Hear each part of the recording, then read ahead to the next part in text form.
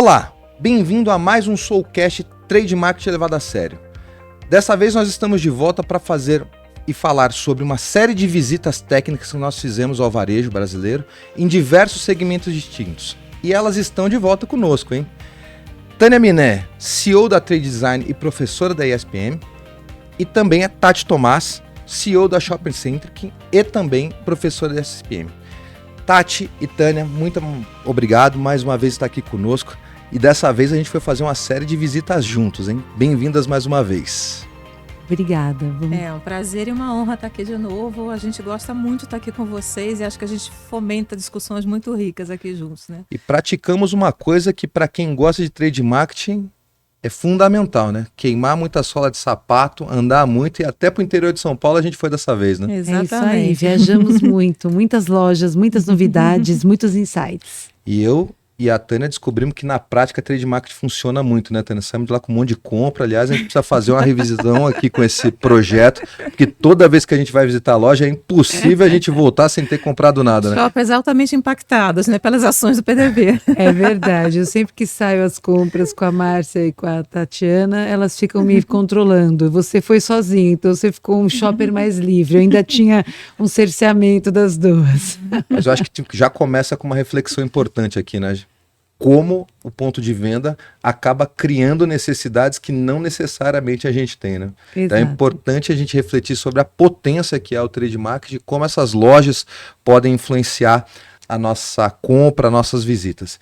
E nesse episódio especial a gente vai falar sobre o segmento de varejo alimentar.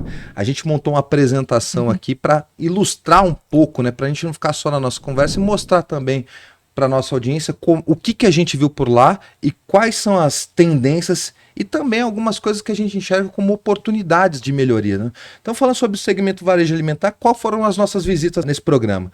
A gente vai falar sobre o Mambo, que a gente teve por lá, aqui do Brooklyn, da Albem de Valinhos e o Pague Menos também de Valinhos. Um pouco dessa nossa visita para o interior. E aí a Tati está aqui pilotando os nossos picapes e o nosso PowerPoint para mostrar um pouco de tudo que a gente viu, e a gente trouxe alguns temas. Lá no Mambo fizemos uma reflexão e concluímos que é o olhar do shopper nos pequenos detalhes. Fala um pouco mais, primeiro, Tati, sobre o Mambo. É óbvio que a gente tem tudo isso aqui pautado sobre temas, mas de uma forma, um overview geral. Qual foi a percepção ampla aí do Mambo e do que você viu por lá? O Mambo, assim, para mim é um case particular, porque eu vou com um olhar de especialista, estudiosa, mas olhar de shopper também, porque eu faço compra semanalmente nessa loja. Então eu estou sempre observando tudo que está acontecendo, tudo que está sendo feito. Já dei muita consultoria de graça também, de falar, olha, essa mesa não está legal aqui, a pessoa não consegue tirar o carrinho, esbarra nessa mesa. Aí o cara responsável das mesas empurrando a mesa, tá bom assim agora? Eu falei, agora tá. Então, assim, eu acho interessante porque eles têm esse cuidado, eles têm diversas soluções, eles têm uma comunicação muito bacana, e a gente vai estar apontando aqui tudo que eles fazem de interessante, que é esse olhar realmente curioso, trazer esse olhar do shopper, que é o que a gente sempre fala, eu e a Tânia, esse olhar de fora para dentro, né? Trazer esse olhar do cliente para entender como é a lógica dele. Então, assim, algumas coisas que a gente viu de interessantes, né? Quer comentar, Tânia, sobre o SG? Esse eu sou fã, esse ponto como as redes estão trabalhando, e o Mambo especialmente, né? A gente vê essa questão dos produtores, dos pequenos produtores do FLV, né? E trabalhando comunicação que vem de pequenos produtores, mas o que a gente achou o máximo são as fotos e os nomes desses pequenos produtores que estavam ali no FLV, ali na área de perecíveis da rede. Achei muito legal, humaniza muito essa comunicação e mostra realmente a importância que os pequenos produtores têm para o Mambo, né? Que eles fazem parte dessa cadeia estendida de fornecimento, né? E é curioso, né? Porque muito se fala sobre ESG, mas é muito difícil você tangibilizar isso para o shopper, né? E acho que eles fizeram isso de uma forma bem humanizada, né? Tá muito claro aí, com fotos, com pequenos produtores, a produção de fato, acaba aproximando o shopper meio que da rotina dessa rede e também da procedência de onde vem esses produtos. Procedência, né? Rastreabilidade, mas de uma forma humanizada, né? Exato. Compra por ocasiões. Isso é uma discussão que é sempre muito ampla, é muito comum você ver segmentação muito pautada em tipos de produto, né? Então aqui você tem açúcar, aqui você tem arroz, ali, ou em alguns mercados aqui é a parte de bazar, aqui é a parte de FLV. Como é que é isso e como isso pode conduzir à decisão do shopper, essas formatações de compra por ocasião? Como que vocês enxergam isso? Tudo começa na jornada, né? O Kotler já falava isso há 30 ou 40 anos atrás. Então, se você entender a jornada do shopper, a jornada do consumidor, você vai saber o que ele está fazendo ali na tua loja. Ele sempre compra chocolate com flor. Por que eu não vou fazer uma exposição, né? Então, o Mambo foi lá, conversou com o seu fornecedor, fez uma exposição de flor, né, de um segmento que está crescendo muito no varejo com chocolate. Então, são essas soluções que fazem com que o shopper possa até aumentar o seu ticket e encontrar o que ele precisa em poucos minutos, né? Eu acho que isso é super importante. Eu acho que a Tânia tocou num ponto fundamental, que é comprar o que ele precisa em poucos minutos. O shopper não quer ficar horas dentro da loja, ele não percorre toda a loja. Isso é interessante quando a gente faz pesquisa com o shopper, declaradamente eles dizem que eles percorrem todos os corredores. Isso não é verdade na prática. Na hora que você observa, que você filma o comportamento, eles vão direto ali cumprir a sua missão de compra. Então, na hora que você apresenta essas soluções, não só você está atendendo essa necessidade dele de trazer o que ele está buscando, tudo junto, tudo próximo, facilitando essa compra, e você também impulsiona produtos que tenham um giro mais baixo. Na hora que ele enxerga tudo junto, fala, nossa, isso aqui também eu posso estar levando. Então é interessante como exposição, é interessante como trazer o olhar do shopper. O Mambo trabalha isso muito fortemente e a gente vê algumas outras redes aí trabalhando de uma forma mais tímida. A gente viu isso muito forte durante a pandemia, que as pessoas, quando iam na loja física, iam para resolver assim aquilo, entrar e sair em segundos. E aí você via as soluções muito colocadas ali, mas a gente vê loja realmente preocupada genuinamente com isso, trazendo isso como um DNA da marca, como é o caso do Mambo.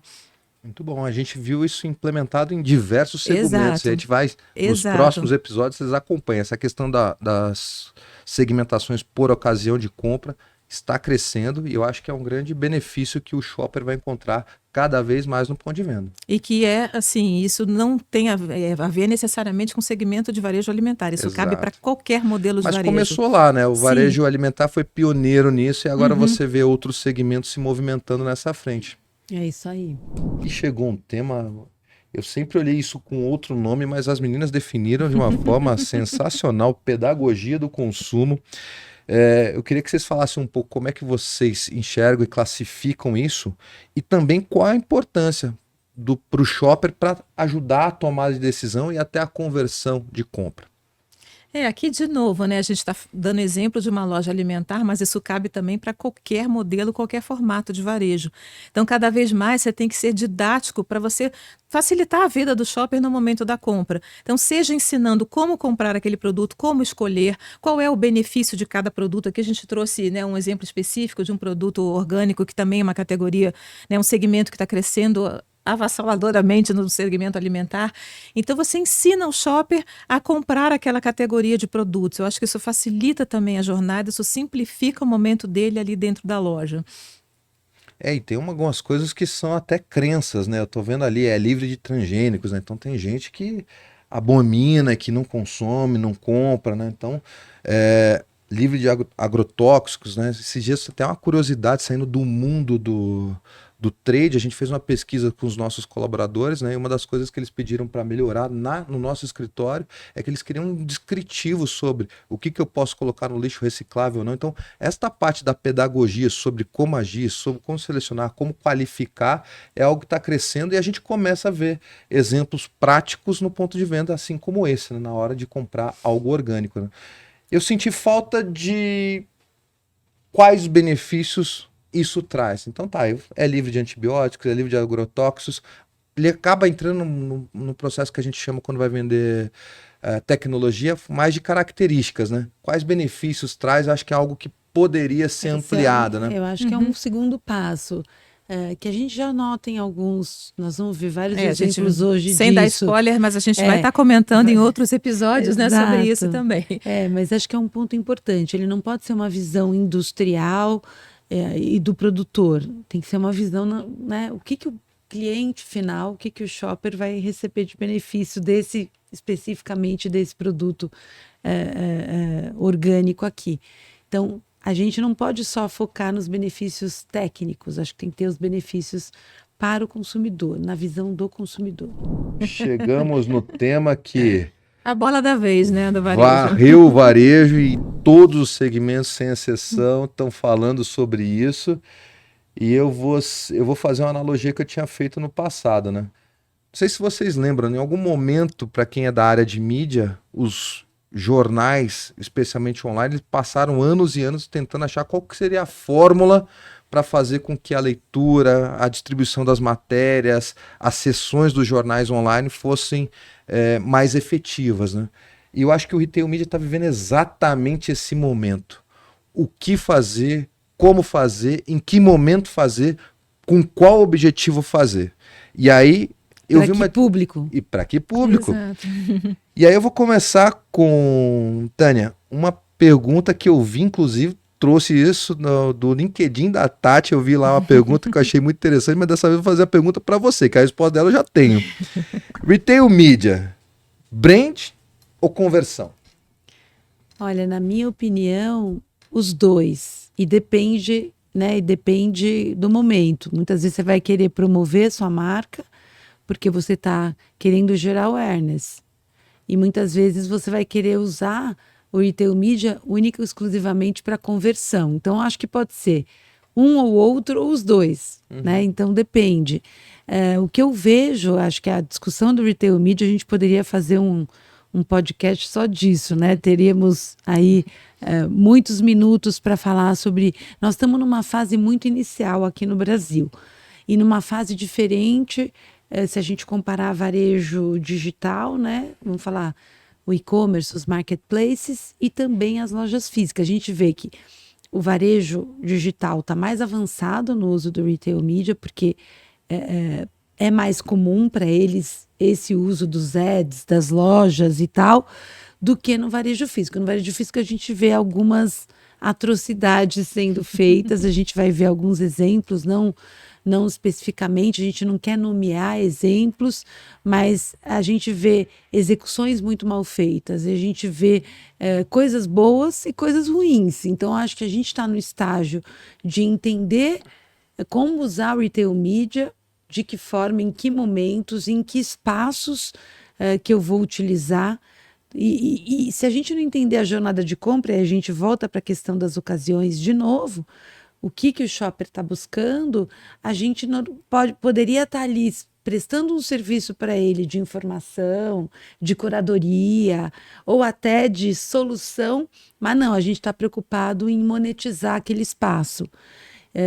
A gente está preocupado em monetizar aquela informação que eu vou passar para o meu parceiro ou não, com base nesse contrato que eu vou fazer. Então, eu acho que a gente ainda tem muito para caminhar no Retail Media, porque é uma mídia assertiva que pode trazer muito dado, né? E muita mensuração daquilo que está sendo feito e tal. Então, eu ainda acho que a gente está no estágio bem inicial no Brasil, de experimentação, literalmente falando. Eu tenho uma leitura hoje sobre isso, que você tem o Retail Media fracionado em vários prismas, né? Então, quando você olha para o prisma do varejo, você trouxe o tema, monetização. Eu preciso usar essa mídia para trazer dinheiro. Quando você olha para o ponto de vista da indústria, eu tenho isso para gerar e ampliar a minha marca ou ampliar o meu sellout. E tem, acho que o ponto de vista que está sendo menos pesquisado e menos aprofundado, que é como é que o shopper enxerga isso, né? A gente tem uma unidade lá na Sou que faz pesquisa com o shopper no ponto de venda para entender como é que eles estão enxergando essas experiências, como é que isso está impactando a tomada de decisão, como é que ele está enxergando isso. E eu não vejo nem a indústria nem o varejo nesse momento tentando pegar um pouco desta informação para fazer um Retail Media mais assertivo. E aí, de cara, já trazendo um pouco disso, Tati, no teu entendimento, o que você sabe, o shopper percebe as propostas do retail media, o que o varejo está trazendo, porque assim, a gente está vendo aqui na tela alguns exemplos, né? Então você está em cima de uma seção de frutas e você está falando sobre cachorro quente. E aí você está ali numa outra seção de rotisseria e está falando sobre o café. O shopper, como é que ele fica com essa avalanche de informações lá no ponto de venda? Como é que a tua percepção, como é que no papel de shopper também você enxerga isso? Eu acho que você tocou num ponto super importante, Márcio, que é assim, quanto mais estímulos a gente colocar, mais chance a gente tem de se incorporar na paisagem, ou seja, do shopper não perceber mais nada, dele olhar através daquilo, aquilo tudo fica invisível aos olhos do shopper. Certo. Então é super importante isso, fazer estudos, entender a percepção do shopper, ele está vendo isso. Quando você falou isso, me remeteu assim meu passado regresso aí trabalhando no varejo, da gente analisar determinados tipos de promoção que tinha uma enxurrada de material de ponto de venda, e na hora que a gente ia observar o shopper, ele já não olhava para mais nada, porque aquilo estava absolutamente incorporado ao cenário. Então, eu acho que a gente tem que prestar muita atenção com essa questão do retail media. Tem até uma pessoa que a gente segue no LinkedIn, que o Mike Anthony, que ele fala muito sobre isso, e ele tem um post dele falando especificamente sobre isso. O quanto que a gente não está trazendo mais poluição visual dentro da loja do que exatamente ajudando o shopper a comprar, ou trazendo uma mensagem efetiva. O quanto as empresas estão preocupadas com isso, né? E aí, trazendo o ponto da indústria, a gente vê muito assim, muito a mensagem que está sendo falada ali, marketing pega a mensagem ipsiliteris e faz um copy-paste e joga dentro do varejo. Isso não funciona. Se você não falar a linguagem do shopper, mesmo que seja a mesma pessoa, o consumidor seja o shopper... O canal é diferente, né? A maneira como a informação chega é outra. Né? Exato. E aí, quando a gente fala em adaptação da linguagem, vem junto a questão do call to action. Você tem que ter ali um call to action claro também, porque senão fica uma coisa solta. Você está dentro do ponto de venda, você tem que falar de uma forma que dê vontade da pessoa comprar, levar o teu produto. Uhum. Então, acho que a gente ainda está nesse caminho que você falou, inicial de aprendizagem, de o que fazer, como fazer, aonde colocar, o que faz sentido, o que não faz. Eu acho que está todo mundo ainda tateando, mas todo mundo ansioso por fazer por conta da vibe aí internacional do retail media, né?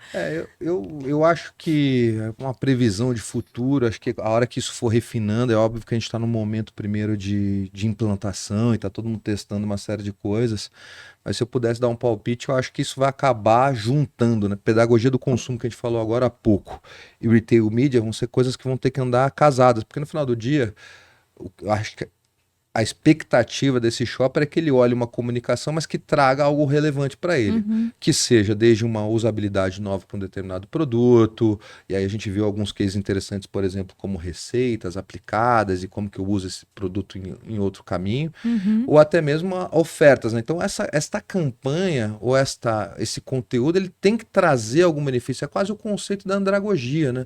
Eu vou treinar, eu vou aprender desde que isso traga algum benefício para mim. E acho que o retail media e o varejo e a indústria deveriam começar a olhar, tá bom, que comunicação eu vou fazer e que benefício isso vai levar para o shopper. A hora que você colocar, parece piegas, né, o shopper no centro, acho que começa a ter uma solução mais acertada e mais azeitada para esse tema. Mas é isso, né? A gente viu muito e nos próximos episódios também. A gente vai ver muita coisa de retail media. Eu queria só adicionar um ponto que eu acho que a gente pode discutir também, não só nesse episódio, mas nos próximos, a questão da personalização, que é o que a Tati falou. Quer dizer, você está ali numa ocasião, né, a gente viu vários, estou ali comprando, sei lá, estou comprando proteína porque eu vou ter um jantar em casa. Quer dizer, eu estou numa ocasião de festejar, de receber, de fazer uma receita cairia bem, uma harmonização de uma bebida com essa proteína que eu estou comprando. Então, a gente precisa entender um pouco mais. Mais uma vez, a gente se volta para quem está comprando, para entender também esses momentos. E eu entendo que essas televisões que a gente espalha nas lojas físicas pode sim virar uma paisagem, né? E pode perder o sentido à medida que você está comunicando ali várias marcas num rolo de filmes parecido com um rolo de comercial, e aquilo está passando ali, mas será que eu estou falando com aquela pessoa? Será que eu estou apresentando um benefício que ela possa ser interessante? Então a gente precisa começar a mensurar também a reação do shopper, se não é mais uma poluição na minha cabeça, mais uma mensagem, a gente já está com um overload de informação fenomenal. né? Como é que a gente captura essa atenção, mesmo que seja uma oferta? Mas se essa oferta não fizer sentido para mim, talvez eu nem perceba que ela existe ali, não é verdade? Exato. Então, acho que isso é importante. A personalização da mensagem é uma das alavancas do retail media. Então, será que a gente está usando a ferramenta da melhor forma? Tem que pensar o que falar, como falar, onde falar. Não está aqui no escopo, a gente não foi uma loja visitada aqui, mas eu visitei recentemente com a Tânia para um outro projeto. Toda a ponta de gôndola tinha uma televisão com retail media. Gente, O Carrefour da Marginal Pinheiros é assim. Era a mesma rede, só que era uma outra toda a loja. ponta de gôndola. Então, assim, faz sentido? Vamos parar para pensar, Eu né? tenho uma preocupação até de... A gente teve com o Júlio Tacano, aliás, um episódio muito legal falando sobre arquitetura de negócios. Qual o impacto que tanta tela, tanta informação tem para fluxo de gente em loja, né? Porque assim, muito barulho, muita informação, os corredores cada vez mais apertados e tudo mais. É muito tudo, né? É algo que o overload de informação que a Tânia trouxe, será que isso não vai acabar repelindo as pessoas das lojas? Porque a gente teve um exemplo nessas visitas, né? Uma loja um pouco mais apertada, que a gente se sentiu meio enclausurado, uma sensação meio de claustrofobia, e depois a gente foi para uma loja que já tinha menos informações, mas corredores mais largos, a gente se sentiu muito mais à vontade e com vontade de caminhar e ter uma experiência melhor. Então, a medida desse retail media é algo desafiador para o que está colocado na mesa nesse momento agora, né?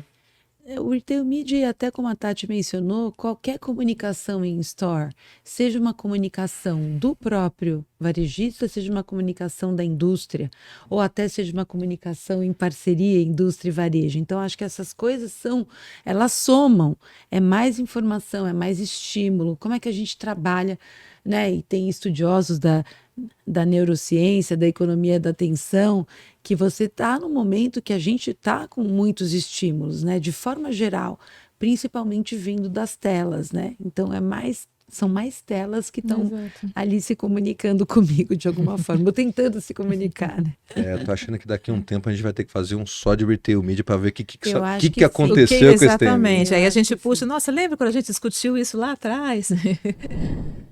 Falando em tendência, essa é uma, né? E eu acho que aí o Mambo vocês podem falar melhor, mas está com uma execução impecável sobre marca própria, né? Impecável, tudo. Desde da concepção de marketing, assim, a gente vê embalagem, a mensagem, portfólio, até a execução no ponto de venda. Assim, eu acho que é um case bem redondo de construção de marca própria. Então, a gente vê isso na loja toda e falando de produtos alimentares, aqui os exemplos que a gente trouxe, está muito ligado ao appetite appeal. Você tem que olhar, você tem que ter vontade de comer aquilo. Não pode ser aquela embalagem dura só falando o que é o produto. E aqui você olha, tudo é assim, você percebe que é muito bem feito, bem elaborado e muito bem executado. A gente falou de pedagogia do consumo. Aqui a questão das pizzas também. Como é que você mostra um portfólio de uma forma didática, de uma forma bonita? Poderia ser uma plaquinha. Ó, a gente tem mussarela, calabresa, xoxo. Aqui não, é bonito. Você fala, nossa, dá vontade de experimentar pizzas de sabores diferentes. Então, acho que realmente marca própria é um tema que está muito bem executado no Mambo. Ô, Tânia, e tem uma mudança drástica, né? Porque lá no passado, quando se falava de um varejo construindo uma marca própria, era sempre uma marca de entrada, né? Era algo mais barato, era sempre com um olhar de varejo de preço. Isso. E hoje você está vendo o varejo se posicionando com marcas premium e até produtos meio que exclusivos, né?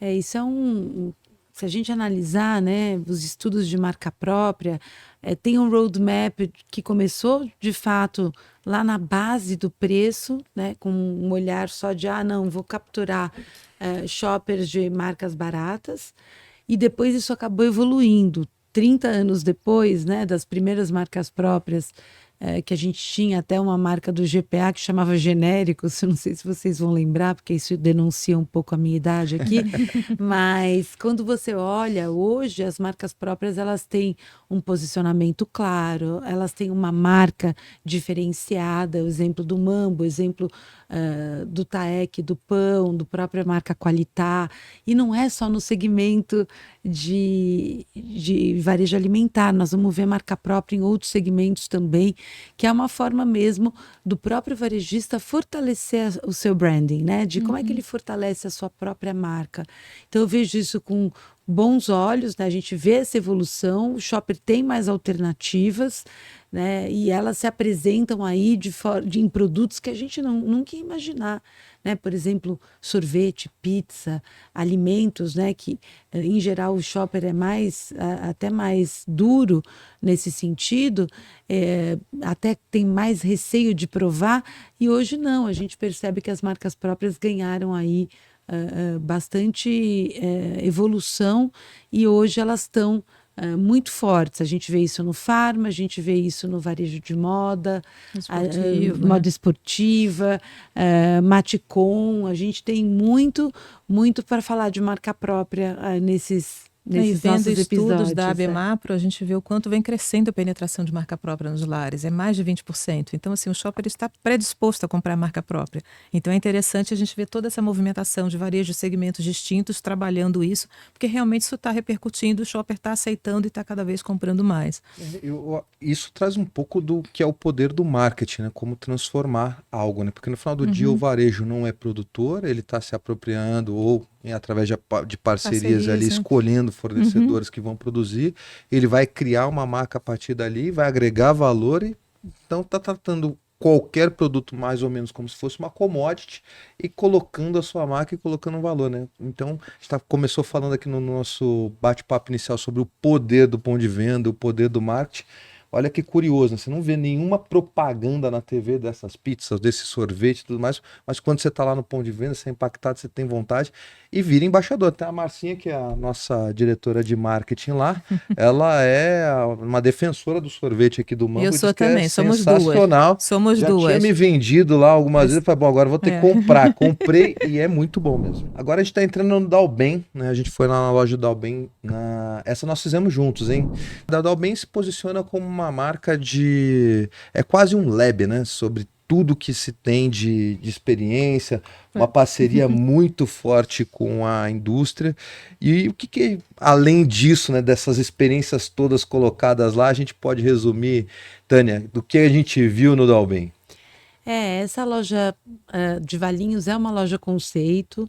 A própria Fernanda Dalben fala muito sobre isso, que ela usa essa loja para testar diversas iniciativas que ela vai desenvolvendo com a indústria. O que nós notamos assim de cara é realmente, me veio até uma questão do hiper, né? A amplitude de categorias, né? Então a gente encontra desde jardinagem, produtos, materiais escolares, a gente encontrou também produtos automotivos, produtos também dessa área do fitness, que está crescendo bastante, suplementação, alimentação saudável e tudo mais.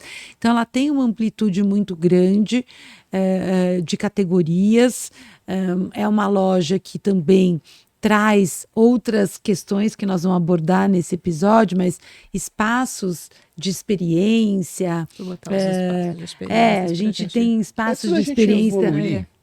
Quer evoluir na categoria primeiro? Eu queria falar um pouco sobre isso, né? Tá bom, é óbvio que ninguém aqui é dono da verdade, mas o conceito one-stop shop ou mais especializado, o que no entendimento de vocês, da experiência de vocês, e óbvio o que os acadêmicos dizem sobre o que um shopper busca, ele prefere normalmente ir num lugar e falar, putz, aqui eu vou resolver a minha jornada, eu vou comprar a gente chegou a ver nesta loja, desde roupa até produtos automotivos, passando por suplemento alimentar, uma cervejaria, granel, a gente vai ver, tem uma série de coisas, é uma missão de compra bem ampliada, ou para algumas categorias, a exemplo de questões, por exemplo, de coisa para automóveis, ou até mesmo uma adega, uma loja especializada. Como é que vocês veem isso? Ou é tudo junto, misturado? O que a gente estava comentando, né, no dia da visita, nos remeteu muito ao conceito do hiper, onde você tem essa amplitude de categorias, mas cada categoria, cada seção, ela é muito grande dentro, né, da amplitude de produtos dentro de cada categoria. O que a gente não enxerga na loja, até pelo tamanho e espaço físico dela. É um super, né, com uma proposta de hiper. Então, eu acho até complicado o gerenciamento de mix dentro dessa proposta, dessa concepção, porque você atende a muitas categorias, mas você não consegue ter uma oferta muito ampla de produtos, de marcas, de segmentos dentro de cada categoria pelo porte da loja, pelo tamanho físico. Então, assim, eu não sei... Realmente, assim, a gente não tem conhecimento de, pelo olhar do shopper, o quanto que ele entra numa loja de super esperando encontrar produtos automotivos, produtos escolares, lingerie, ou quanto ele vai ali realmente mais com uma missão de compra de produtos alimentares e próximos, né? Como jardinagem, já existe hoje muitas lojas alimentares trabalhando categoria de flores e plantas. Então, qual é esse universo do shopper? O que ele tá, qual é a missão de compra? O que ele está intencionando comprar quando ele entra nessa loja? Eu não sei, eu não tenho essa informação, mas acho curioso porque nos chamou a atenção isso, a variedade de categorias ali dentro. E não sei o quanto que o shopper espera encontrar isso e o quanto ele fala, nossa, eu vou nessa loja porque eu vou resolver tudo num só lugar. Será que ele resolve tudo lá? Quando você pega a questão macro, os hiper eles estão acabando, diminuindo, né? E você está indo para uns formatos mais de conveniência, vem um Oxus da vida, trazendo uma série de coisas e tal. Então, conceitualmente, quando você olha a fotografia mais ampla, me parece que esse conceito de hiper está cada vez com menos espaço. E esta coisa do especializado cada vez mais ganhando fortaleza. Posso estar errado, mas é a minha percepção, o mapa da minha fotografia hoje. Não, você está correto. Inclusive, quando a gente vê dados de pesquisa, ou de Nielsen, ou de Kantar, enfim, a gente vê a mixidade de canais muito elevada, acima de 6. Então, o shopper busca realmente distintos canais para saciar as suas missões de compra. Cada missão de compra determina o local onde ele vai comprar. Então, assim, essa questão de você oferecer tudo num só lugar... vai um pouco, bate contra essa mixidade de canais que é grande e cada vez cresce mais. Então, o shopper percorre canais diferentes para saciar as suas necessidades. Eu sou mais do... Outro dia eu até respondi uma entrevista sobre isso, a questão da especialização versus a generalização, né?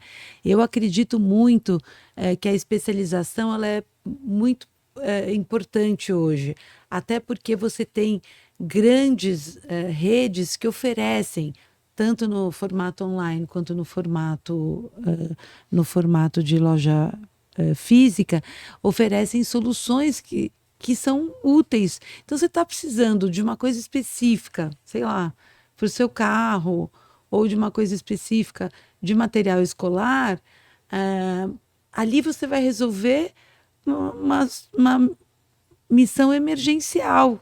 Mas, normalmente, para você comprar material escolar, você vai num varejo específico, especializado. Então, eu acho que a especialização ela é muito boa nesse sentido, porque ela traz a visão de profundidade, amplitude e profundidade, né? Que nós vamos ver vários exemplos aí nos próximos podcasts. Então, o formato de one-stop shop ajuda, mas ele não vai resolver 100% das missões de compra. Até a Tati falou, e o brasileiro mixa muito canal. E aí eu lembro da repórter, né, me perguntando, acho que era do Globo, mas assim, como que tudo concorre com tudo? Tudo concorre com tudo, essa é a grande verdade, sabe? Você tem... para determinadas missões de compra, quando você pega o pão, por exemplo, que é uma missão diária, né, do brasileiro, comprar o pão francês. Eu posso ir numa Oxxo, eu posso ir numa padaria, eu posso passar no Minuto, do lado da minha casa, vendendo pão hoje. No AMPM, ou seja, dependendo da categoria, a gente vai comprar onde for mais conveniente. Aí eu estou pensando menos em preço, mais na conveniência. Mas o que a gente não pode esquecer é que tem uma questão de valor aí embutida, né? Valor versus tempo. Quando se trata de tickets maiores, aí sim você busca um local onde você possa se abastecer pelo menos do maior número de categorias que você precisa, que o grande hoje abastecedor dos lares brasileiros é o atacarejo, né, que substituiu o hiper.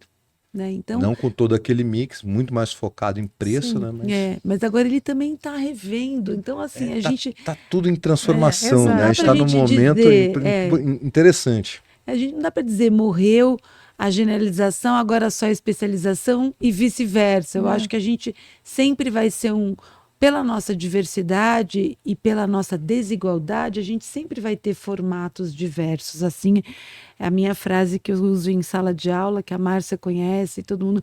O Brasil não é o Shopping Iguatemi, né? Então, acho que a gente precisa sempre olhar a nossa realidade.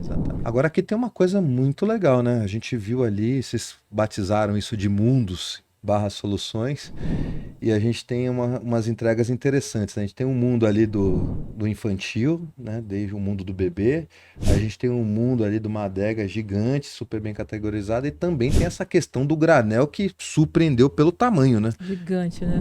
E aí, como que vocês enxergam essa história dos mundos na cabeça do shopper? O que atrai? Isso converte mais, ajuda na tomada de decisão? Aqui é interessante, né? Porque o shopper que conhece a loja, quem vai pela primeira vez e que fideliza a loja, já sabe que tem essa grande variedade de produtos. Então viram meio assim apostas do varejo para serem categorias destino.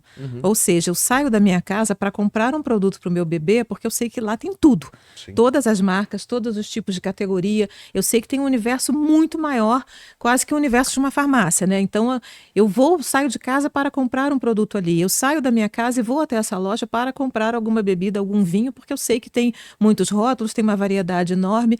Então, são apostas do varejo para que virem categorias destino do shopper, que ele saia da sua casa para comprar lá, porque sabe que vai encontrar grande variedade de marcas, de segmentos, de produtos e qualidade. Então, é interessante isso. E, é claro, o varejo tem que fazer algumas apostas.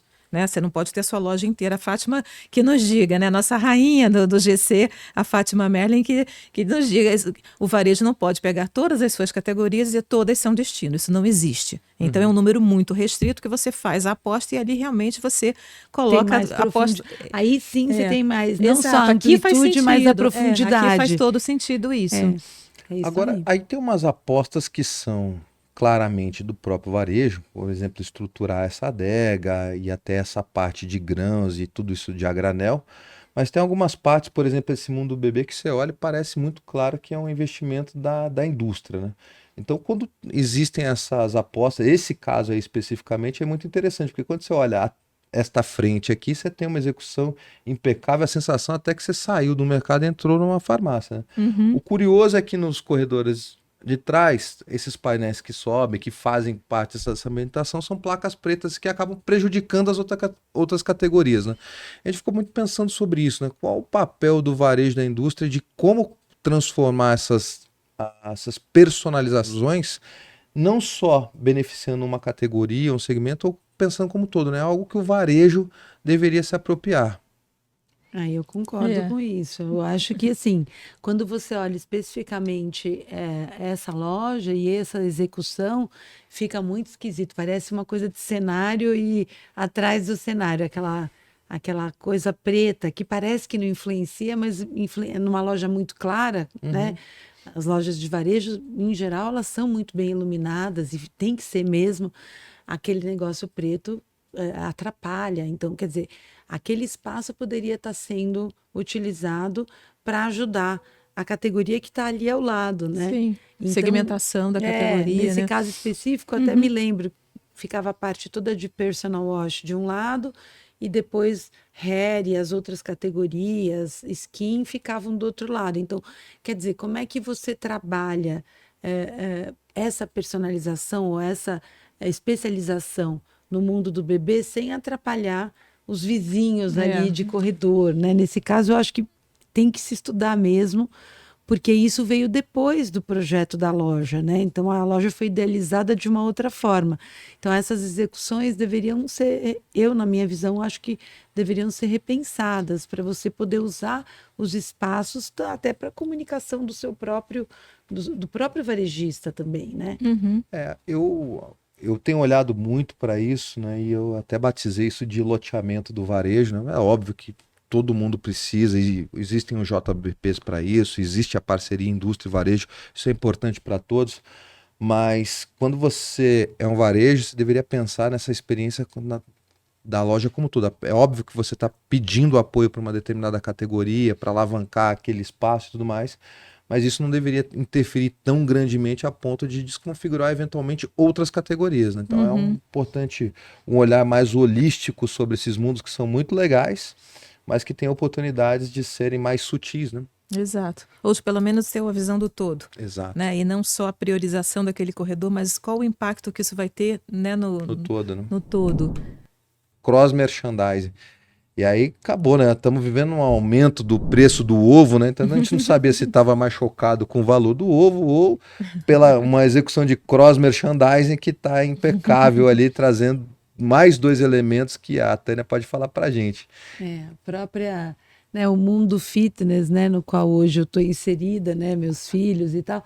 Então a proteína do ovo, a proteína do whey protein lá do Iopro, e também como é que você traz o bazar, né, no caso ali das panelas, as frigideiras, a gente achou sensacional, quer dizer, super legal. De repente você tem ali uma panela meio velha que você nem lembra que você precisa trocar, mas não, tá ali na tua frente, já tá combinado ali com a categoria, e isso funciona. É um cross-merchandising inteligente. Eu sou muito contra cross-merchandising a qualquer preço. Sabe? Virar um pidurim caro. É a mesma ocasião de consumo, a mesma ocasião de compra. Isso a gente bate nessa tecla com os nossos alunos. Tem que fazer sentido. Tem que compor a mesma cesta de compras ou a mesma ocasião de consumo. Senão você está juntando coisas que não tem nada a ver. Fica aquela esquizofrenia no ponto de venda que o shopping fala, nossa, mas por que o pneu está do lado do biscoito? O que isso tem a ver? Exatamente. E a gente, estou dando um exemplo aqui esdrúxulo, mas a gente vê coisas esdrúxulas de monte. A gente viu algumas, que não é o foco do nosso Soulcast falar sobre as coisas esquisitas. E aqui, só fazendo um parênteses aqui do cross-merchandising, que a gente não falou quando a gente conversou sobre o Mambo, mas o Mambo trabalha muito isso também, de trazer itens do bazar para dentro do para dentro do FLV. Então, assim, bazar é um corredor que ninguém vai. Eu já trabalhei em varejo, aquele coitado, aquele bando de coisas que não são vendidas nunca, porque ninguém lembra da existência delas.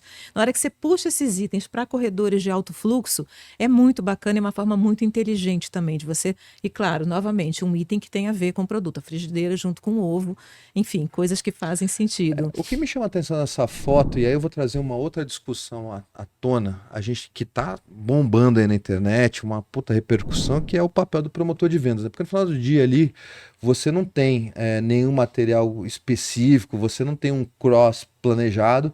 Tá muito claro para mim que isso foi um cross idealizado ali pelas equipes das marcas, né? Tanto da Danone, com o Iopro, tanto da Tramontina e as suas equipes de promotores. E aí esses dias saiu um discurso na internet, né, de um varejista dizendo, olha, eu acho que a gente não precisa mais de promotor de vendas, porque se você trouxer tudo isso para preço, isso vai ser muito mais efetivo. Eu queria que vocês falassem um pouco sobre isso e depois eu, como obviamente uma empresa nativamente de promotores, queria falar um pouco sobre o olhar nosso e da Soul sobre esse tema também. Eu acho uma visão tão assim, tão obtusa você falar que você não precisa mais de promotor. Primeiro que eu acho muito prepotente e arrogante você achar que você domina o seu território de uma tal maneira que você consegue fazer uma execução brilhante sem ter nenhuma ajuda. Mesmo que minimamente braçal, que hoje ainda é muito designado a promotor de vendas, infelizmente é uma coisa braçal e que a gente também vai discutir aqui a amplitude que isso pode ter e múltiplas funções. Mas mesmo que seja minimamente braçal, tirar do caixote e colocar na gôndola, todo mundo precisa. E manter o planograma, e manter uma organização que faça sentido para o shopper. Quando você faz um GC, você tem que manter o que você idealizou ali. Então, assim, eu acho muito arrogante um varejo dizer que não precisa de promotor, que ele se basta, que ele é autossuficiente. A gente sabe que na vida prática não é. E aí, dentro dessa discussão, que eu acho que vamos deixar a bola quicando, né, para o Márcio poder aqui pegar e fazer o gol. O quanto que o papel do promotor vai muito além de ser só um braço. E que as indústrias e os varejistas precisam entender isso. A gente também fala muito isso em sala de aula.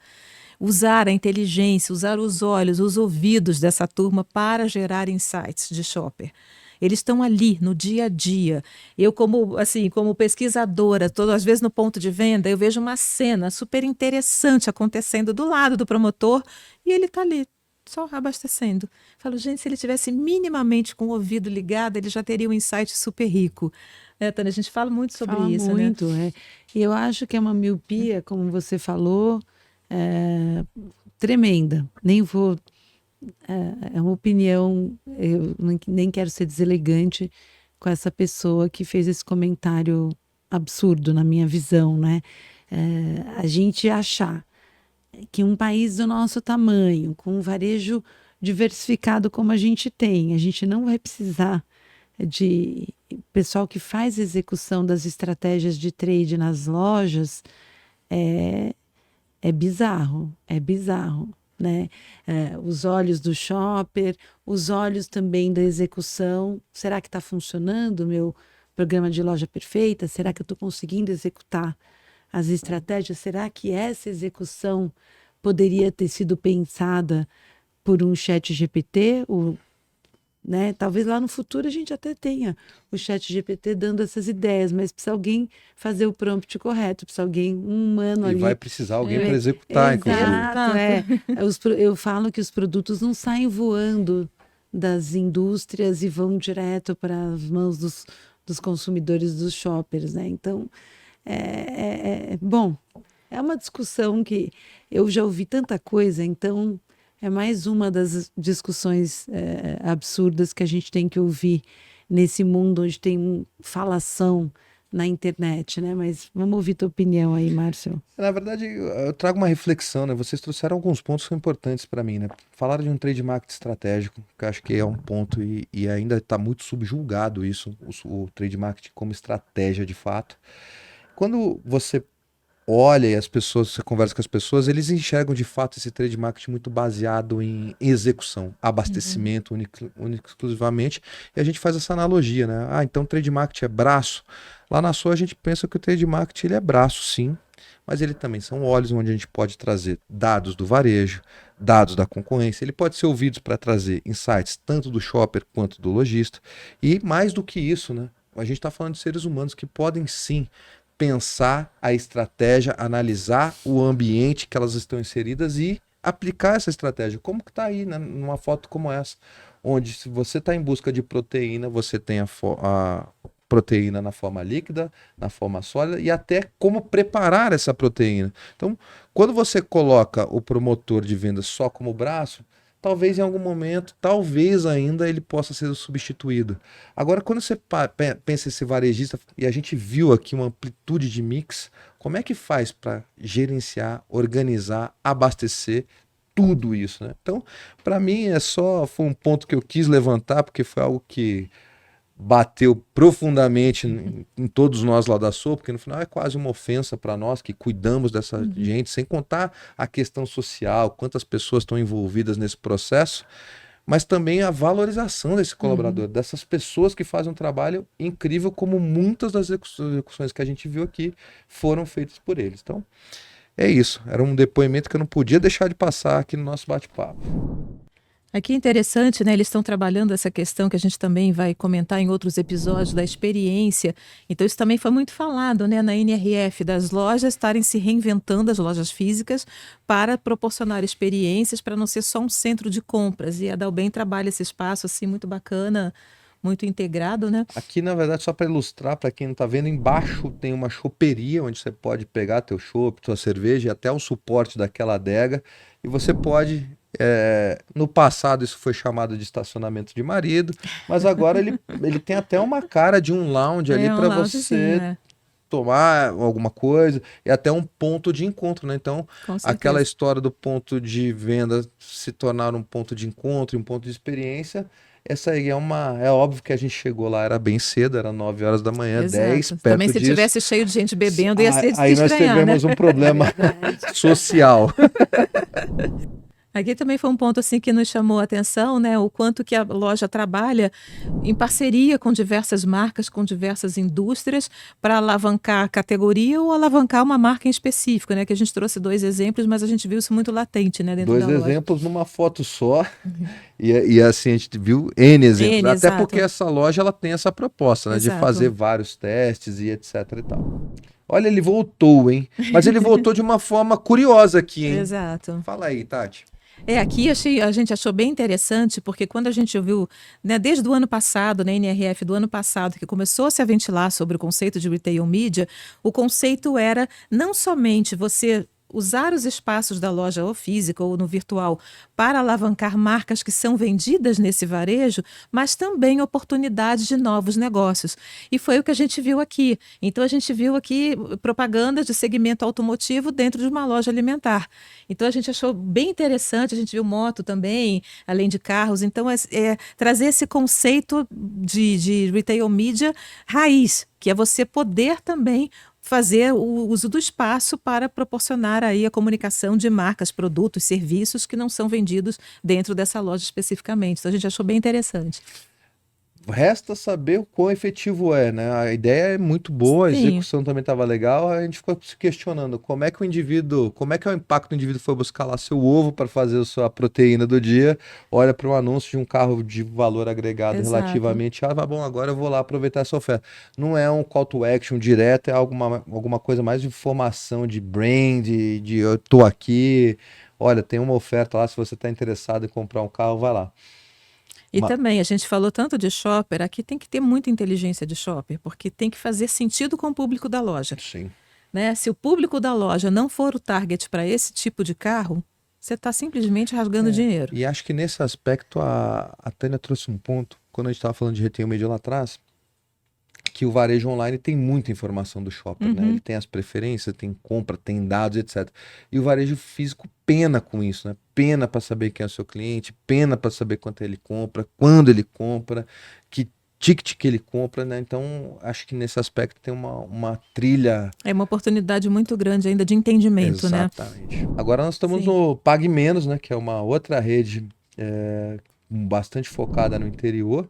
E a gente vê algumas coisas muito interessantes. Aqui uma loja bem mais ampla, mas curiosamente com a comunicação muito efetiva, né? Especialmente aqui nos FLVs e tudo mais. A gente vê comunicação na loja toda, né? Aqui vou passando porque a gente está só falando do mesmo tema, comunicação, sinalização, uma loja que tem isso muito claro.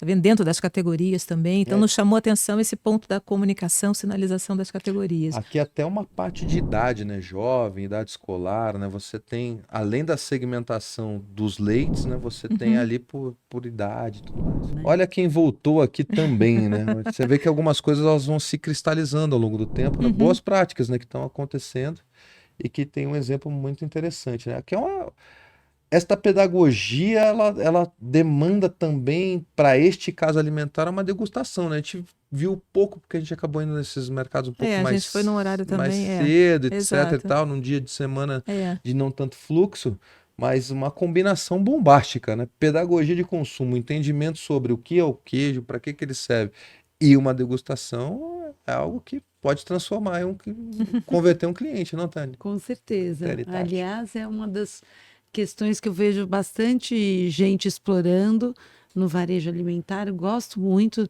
né, de como ensinar a consumir, porque o mercado de vinhos vem evoluindo muito, o de queijos também, como o de azeites, como também o de cafés. Então, a gente vê as categorias que a gente chama de premiumização, fazendo essa premiumização. Você não pode fazer premiumização sem explicar para o teu shopper o que significa essa sofisticação, essa gourmetização. Então, acho que são bons exemplos. E muito legal disso, esse trabalho basicamente de lojas especializadas, também implementadas até com uma grande qualidade no varejo mais amplo. Sim, exato. Aqui, marcas próprias também, voltamos ao tema que a gente achou interessante também aqui, mais pela comunicação do que pela execução, né? Tinha bastante comunicação na loja e a gente foi testar esse QR Code e jogava para o site de marcas próprias também, aí fomentando todo o portfólio para você navegar, enfim, incentivando, né? Você conhecer o portfólio de marcas próprias. Oportunidade para você conhecer o tudo, né? Exato. Já que eu gosto da marca, do produto A, o que é meio complexo, né? Eu fico perguntando como é que fica na cabeça do shopper isso, da marca própria, porque quando você compra de uma determinada indústria, você começa a assumir que aquela indústria tem produtos de qualidade, porque ela tem uma governança igual para todos os produtos, que ela tem um selo de qualidade. Agora, quando você tem marcas próprias que o indivíduo faz N parcerias, como garantir esta qualidade para todos os segmentos, né? Aí é um desafio para o varejo. Sim. Ele tem que construir parcerias que mantenham essa constância, essa consistência na qualidade, porque é a marca dele que está em jogo. Exatamente, um grande desafio, né? Exato. Eu não acredito, hein? Olha, foram bastante minutos, a gente acabou estourando até um pouco o nosso tema, mas acho que valeu muito, muito a pena, foi um papo incrível. O Varejo Alimentar acho que trouxe algumas surpresas pra gente, né, sobre algumas crises de identidade, como é que eu cuido de retail media, mas trouxe grandes coisas também, né, como a gente acabou de ver, pedagogia de consumo, a gente viu muita coisa inovadora também, essa parte de cross-merchandising, que dá para fazer de forma estruturada e até de formas mais simples. Foi uma viagem interessante. Eu queria mais uma vez, em nome da SOA, agradecer. Desde o dia que a gente tomou essa decisão de fazer essas viagens, fazer essas visitas, vocês toparam com o maior carinho de sempre. Então, Tânia, Tati, obrigado por mais uma vez estar aqui conosco. Muito Obrigada. bom. E não percam próximos episódios, hein, que estão todos imperdíveis. É isso aí, vamos lá. Isso aí, galera. Muito bom estar com vocês mais uma vez. Espero que vocês tenham gostado. Varejo Alimentar em plena transformação e a gente vai seguir acompanhando tudo de perto e assim que surgirem mais novidades a gente volta. Até o próximo, não perca o nosso próximo Soulcast. Um grande abraço a todos.